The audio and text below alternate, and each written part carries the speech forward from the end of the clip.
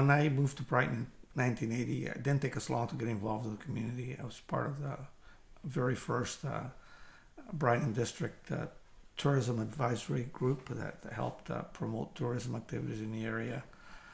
Then I was one of the founding members of the Brighton District Chamber of Commerce, and always with the intent to promote the community with young kids, always involved in hockey and soccer. And so back in 1992, unfortunately, then Councillor Roy Chatton passed away.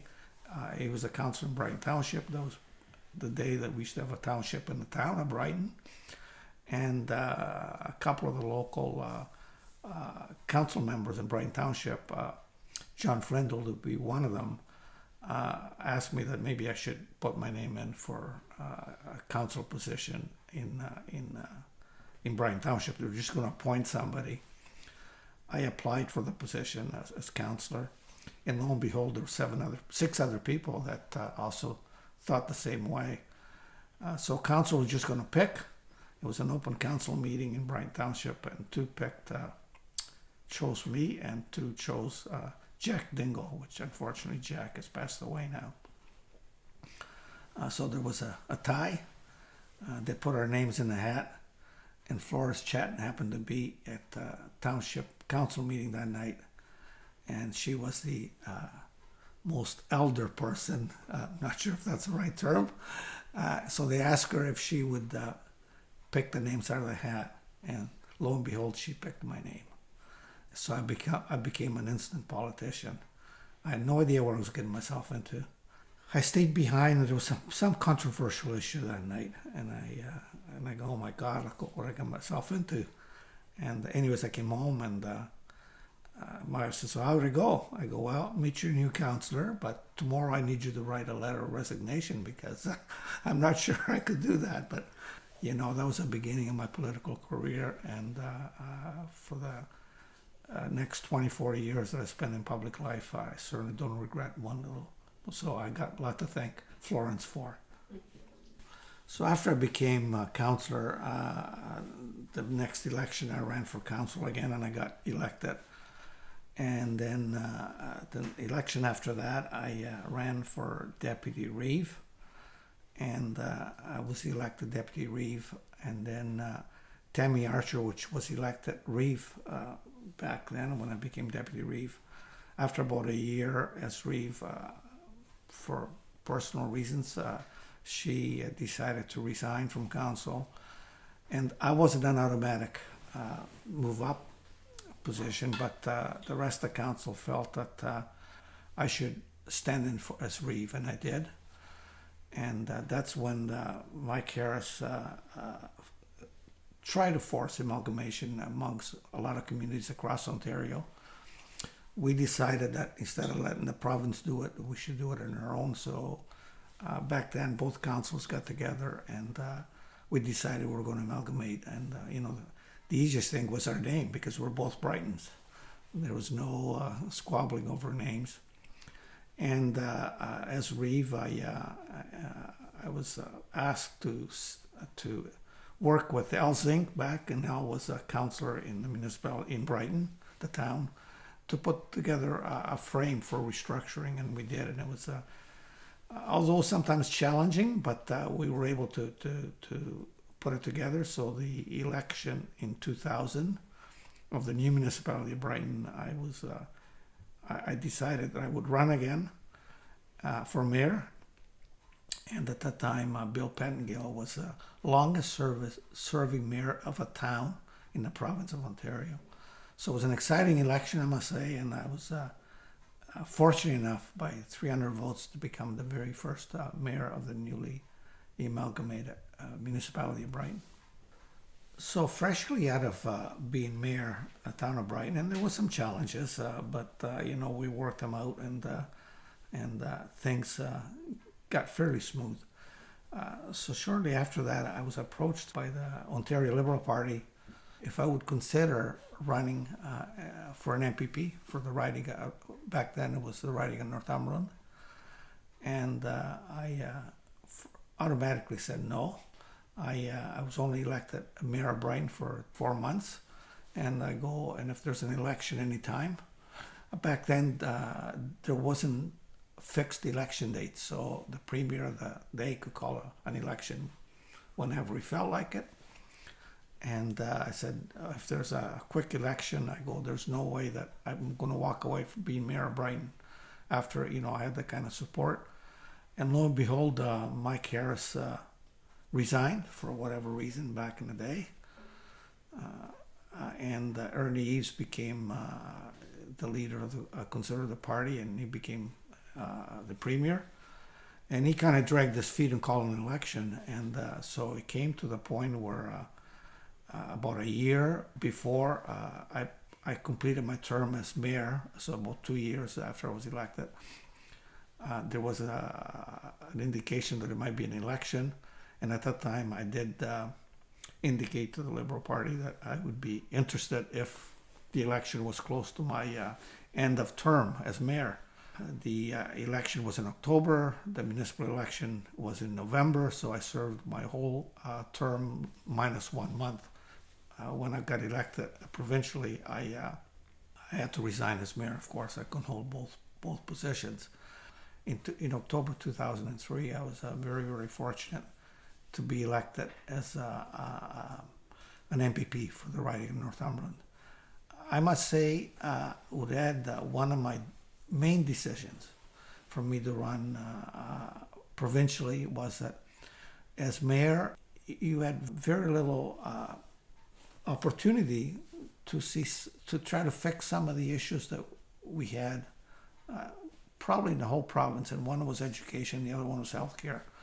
And, not to sound political, but Mike Harris put a lot of strain in those two sectors, and that was one of my incentives that I should try this. I should try to run provincially, and like I say, I was successful, and I served 3 terms. One of my things that I will never forget.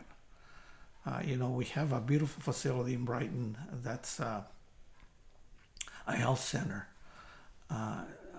And back then, some of the folks in Brighton had the vision of building a health center. And so they put their minds together, got that building. But under the Harris Eves government, there was no programs that would help us fund it to create a family health facility. And back then, after the election, George Smitherman was the Minister of Health, I never forget. And George and I had a discussion about this great idea we had in Brighton, and that, we couldn't find any provincial or federal support for it. About a year later, I remember George calling me and saying, Lou, he says, I think we're going to make Brighton the very first place in Ontario to have a family health team. So healthcare has always been an issue, was then and it is now. Having the opportunity to serve, I also have this responsibility that I had 3 hospitals in my riding. Trenton, the Northumberland's Hospital, and Campbellford Hospital. And there were a lot of needs. So part of the restructuring of trying to bring healthcare to be able to provide services, all 3 of those hospitals have, which they never had before, were CAT scans. And Northumberland's Hospital in Coburg was the very first small hospital to have an MRI machine under our regime. That didn't fix all the problems. I mean, we had an issue with Quinte Healthcare, Belleville, Trenton, Prince Edward County, and Bancroft.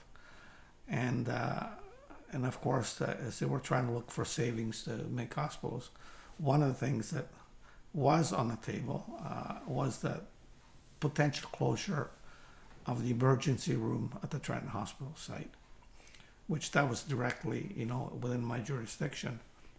It's something that didn't sit well with me. So I met with the CEO of the day and chair of the hospital board that looked after all 4 hospital sites.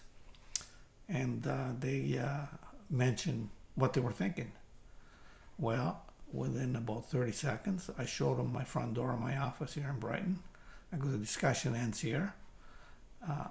I will not support such a thing. I go, let's talk about things that we can make it better, but not how we close it, if that's the way to go about it. So the very next week, I had the pleasure of being elected or chosen at Queen's Park to be the caucus chair. In other words, every Tuesday afternoon we have caucus meetings, and I sat together with the premier and try to navigate through 50, 60 MPPs, and that's not always easy. So I said to the premier, I go, Premier, I need 2 minutes of your time at the end of the meeting. And I'd asked Dr. Hoskins, which he was Minister of Health at that time, if he would join us as well. And Dr. Hoskins knew the circumstances in Quinte Healthcare, so he was familiar of the discussions that were happening. So I made it very simple. I go, these are what they're thinking. And if that thinking goes through, I said to the Premier, you need to be ready for a by-election because my days at Queen's Park are over. And I'll never forget the Premier looking at Eric and said, Eric, you need to fix this, and the hospital's not going to close, or the emergency is not going to disappear. Eric came down himself at a meeting in Trenton with the board, and the hospital's still there today. So those things you just don't forget. So, during my 12 years at Queen's Park, certain things stick up in your mind more than others. I mean, there's a lot of activity all the time. And former Premier Dalton McGuinty, he was a real education-driven person. He supported education and the thought of full-day JK and SK. We talked about a caucus a number of times. And he was determined that, and we knew from studies across the world that the younger you engage kids in a learning environment, and that could be just a playing environment, but a learning environment, that they'd be better off down the road. So the day that we passed that piece of legislation and, we voted at Queen's Park, and I was able to stand up to support that initiative, and which we have today. One of the things that I said then and I say now is that I won't live long enough to see the benefits of what I supported today, because politicians normally, in general, and this is no slight, they want to do something that creates the impact right away so that you can see it. The other piece besides education and healthcare that we talked about is the environment. As I get older, I should say, I become more aware of environmental issues that we face in the world. Premier McGuinty, besides education, the environment was a big plank for him. And we're probably one of the very first jurisdictions that closed coal-fired plants. That although it generated a lot of energy for the province of Ontario that we needed, but the long-term effects of environmental issues, and coal was one of the dirtiest way to produce energy. So now we have no coal-fired plants to compensate for some of that wind and solar generation. And although it was controversial at times because of costs, how do you put a cost on the environment, on the air that we breathe? How do you measure it? And people want to see the results, dollars and cents. But certainly Ontario was becoming a leader in green energy, and it created a lot of jobs. So, I had the fantastic opportunity to serve both municipally and provincially for some 24 years. And I will say with no regrets whatsoever that I enjoyed every minute of it. I have no regrets of anything that we did. One of my saying was all the time is that, if I can get up in the morning and still want to do what I'm doing, that's a good thing. And when I did come home at night, and sometimes I didn't, so I have a lot of respect for my family for giving me that leeway.